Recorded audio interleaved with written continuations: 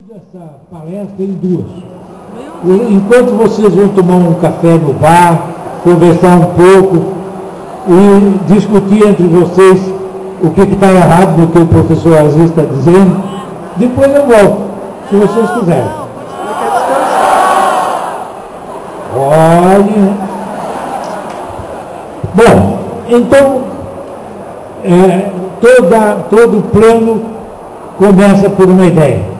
E as ideias, às vezes, são malucas. Né?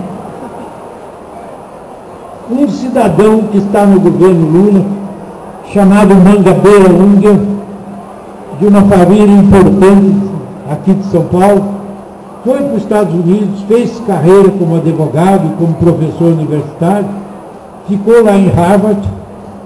Um dia o Ciro Gomes foi lá, depois que saiu do governo do Ceará,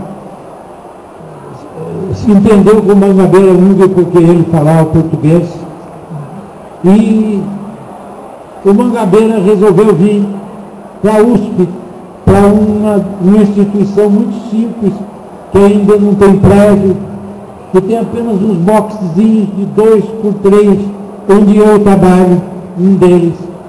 E botaram o Mangabeira Unger lá, dentro de um box, já que ele queria ser professor visitante. Mas o que ele queria era ter entourage. Ele queria muita gente do entorno dele. E lá no Instituto não tem entourage. Cada um trabalha naquilo que pode, dentro das suas potencialidades culturais. Então o Mangabeira Unger ficou desesperado contra o Instituto de Estudos Avançados e, de um modo geral, contra a USP e contra a inteligência que possa existir entre vocês. E acabou por fazer uma porção de críticas ao Lula.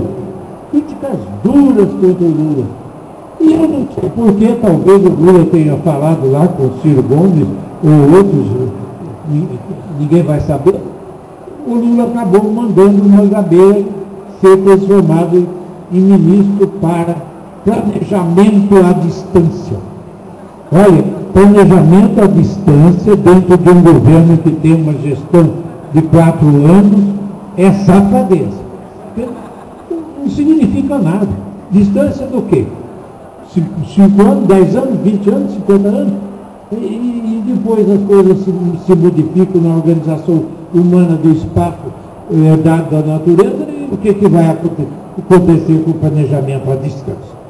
Bom, mas pior do que isso, o Lula resolve mandar o Mangabeira Unger para, logo que saiu a Marina Silva do Ministério, que também não foi muito bem no Ministério.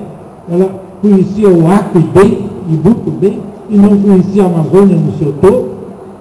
Então, transformaram o Mink, que era um dono de uma ONG, e com muito pouca capacidade científica e cultural, em ministro do Meio Ambiente. Ele está lá, fazendo apenas discursos, e para que o Mink não dominasse tudo sobre o meio ambiente, o Lula nomeou o Mangabeira Unger para fazer planejamento da Amazônia.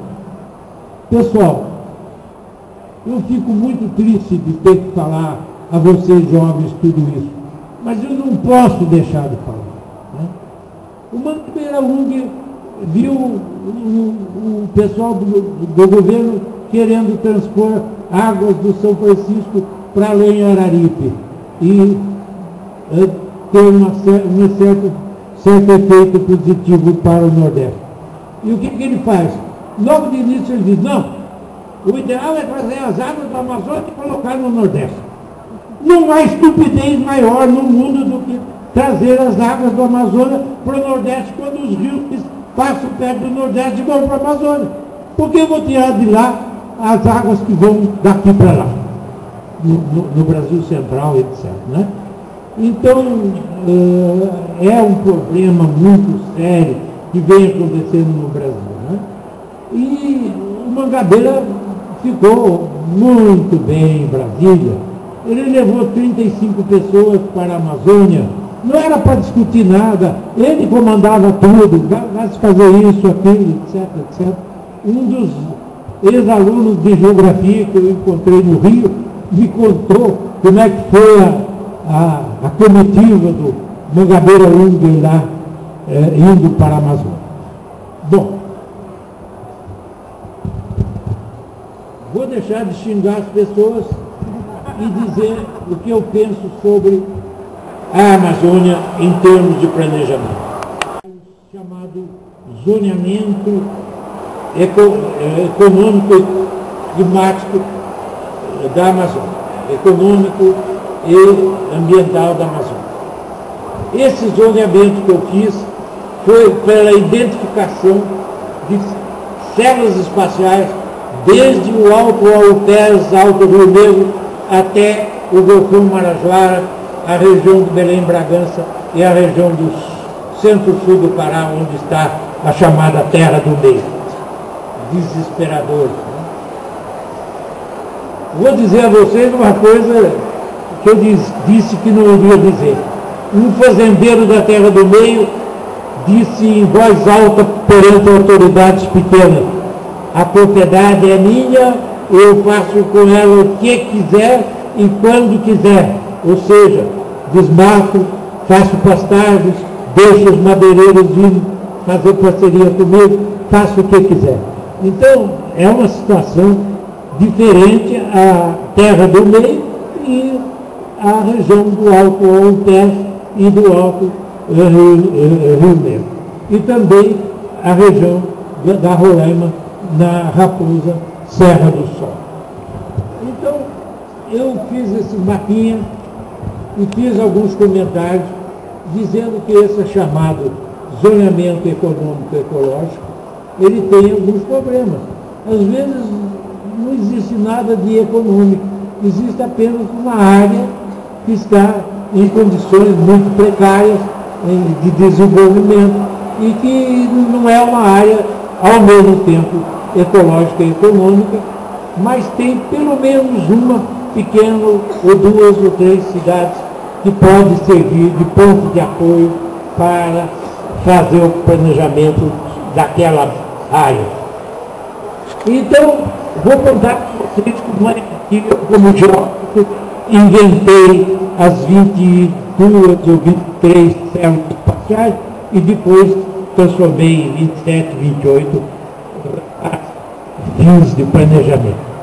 Então, peguei o Vale do Amazonas, embutido entre tabuleiros ao sul, norte, serrinhas, torrenciais na Amazônia Oriental, Carajás e outras, e Amapá, etc.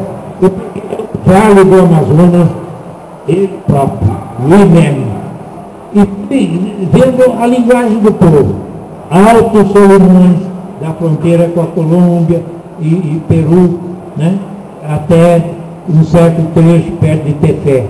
Médio Amazonas de Tefé, Quari, até o encontro das águas do Rio Negro com o Rio Branco, com o Rio Solimões.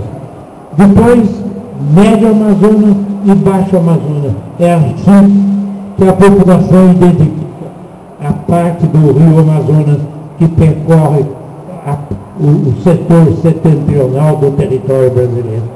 E, finalmente, depois do Baixo Amazonas, eu inventei um termo que eu gosto bastante, o Golfão Marajoara.